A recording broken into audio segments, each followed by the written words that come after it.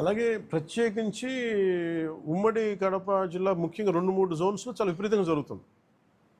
అంటే అది చాలా అసలు విలువైన వుడ్, అది అసలు ఆ సిస్టమ్ అంతా ఆ అడవికి చాలా అవసరం. అది ఒకటి నేను గవర్నమెంట్ మన డిపార్ట్మెంట్ ఫారెస్ట్ డిపార్ట్మెంట్ అధికారులతో కూడా చెప్పింది ఏంటంటే, మొన్న రివ్యూ మీటింగ్లో కూడా ప్రత్యేకించి పేషి నుంచి నేను మాట్లాడుతుంది, ఎర్రచందనం ఏదన్నా సరే మిగతా అవసరాలకు కావాలంటే తోటల్లో పెంచుకోవచ్చు, ఫామ్స్లో పెంచుకోవచ్చు, మేబీ అది వాళ్ళు వాడుకోవచ్చే. కానీ ఇది మటుకు ఈ అడవులకే పరిమితమైన వాళ్ళు, ఎందుకంటే ఈ ఎకో సిస్టమ్ని, ఈ బయోడైవర్సిటీని కాపాడేది మొక్క.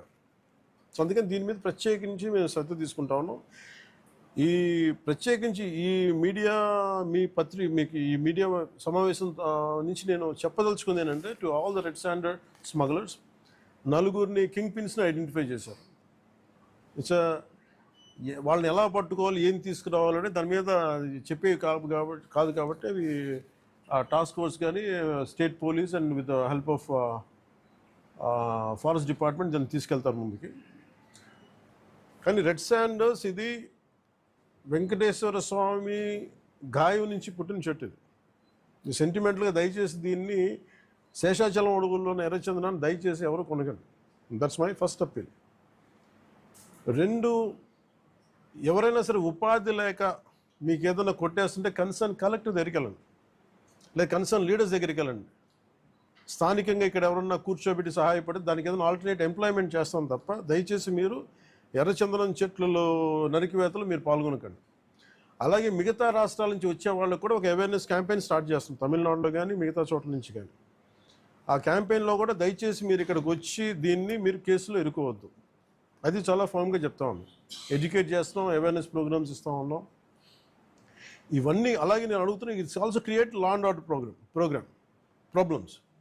అది ఎలా చేస్తున్నారంటే, వీళ్ళు నరికి దొంగలు తీసుకెళ్ళిపోతున్నప్పుడు వీళ్ళని ఆపాలనుకున్నప్పుడు వీళ్ళు లైసెన్స్ ప్లేట్ లేని కార్లు కావచ్చు, లేదంటే అసలు ఇంజిన్లో కూడా చాసిస్ మీద నెంబర్లు చెడిపేసి దొంగతనం చేసిన కార్లు, అది ఒక చాలా క్రమబద్ధీకరణతో జరుగుతుంది, చాలా మెథాడికల్గా జరుగుతుంది. సో వీళ్ళకి మేమేం చేసుకున్నామంటే, 1 సింపుల్ వార్నింగ్ అందరికీ ఇస్తుంది, ముఖ్యంగా రెడ్ శాండర్స్ అందరికీ కూడా. రెడ్ శాండర్స్ని ఎవరైతే సపోర్ట్ చేస్తున్నారో, మీరు స్మగ్లర్స్ కావచ్చు, కొట్టేసే వాళ్ళు కావచ్చు, కింగ్ పిన్స్ కావచ్చు, it's a very firm warning to you all. Operation Kagar లాంటిది ఎక్స్ట్రీమ్ లెఫ్ట్ వింగ్ ఎక్స్ట్రీజంనే హ్యాండిల్ చేయగలిగినప్పుడు ఈ కంట్రీ, ఒక ఐడియాలజికల్ బేస్డ్ ఉన్న వాళ్ళే కూర్చోబెట్టి కష్టమైపోతుంది లొంగిపోతున్నప్పుడు మిమ్మల్ని తాట తీసి కూర్చోబెట్టేస్తాం స్మగ్లర్లందరినీ. It's just a political will అంతే. మీరు కనుక ఇదే పనిగా చేస్తే 6 to 9 months or 1 year అదే పని ఆపరేషన్ పెడతాం మీ అందరికి. మీరు స్వచ్ఛందంగా ఆపారా మంచిది, మీరు ఆపలేదా ఒక 1 year 1.5 year ప్రత్యేకమైన special zone, special operation create చేసి మళ్ళీ ఇంకా రెడ్ శాండర్స్ ఎవడన్నా తిరగాలి, చెట్టు కొట్టాలంటే కూడా భయపెట్టే స్థితికి మేము తీసుకొస్తాం. మేజర్ మీకు ఒక యాక్ట్ ఉంది, ఎవరన్నా సరే రెడ్ శాండర్స్ చెట్లు కొడితే వాళ్ళ ఆస్తులను కూడా సీజ్ చేయొచ్చు. ఆ అమెండ్మెంట్ ఆల్రెడీ చేస్తుంది ఫారెస్ట్ యాక్ట్లో. You have to be very very clear on that. So ప్రభుత్వం ఇంకా ఆలోచిస్తూ ఉంది, తటపాయిస్తుంది, ఇంకా ఆ తటపాయింపులు లేవు. మీకు వెరీ స్టర్న్గా, వెరీ ఫర్మ్గా చెప్తున్నాం, రెడ్ శాండర్ స్మగ్లర్స్ అందరికీ కూడా, దాంట్లో పాల్గొనే వాళ్ళు ప్రతి ఒక్కళ్ళకి కూడా it's a matter of time. So మీ అందరూ కూడా మర్యాదగా మీరు వెనక్కి వెళ్ళిపోయి వేరే పనులు చూసుకుంటారా లేదా ఇవే చేస్తారనేది చాయిస్ ఇస్ యువర్స్.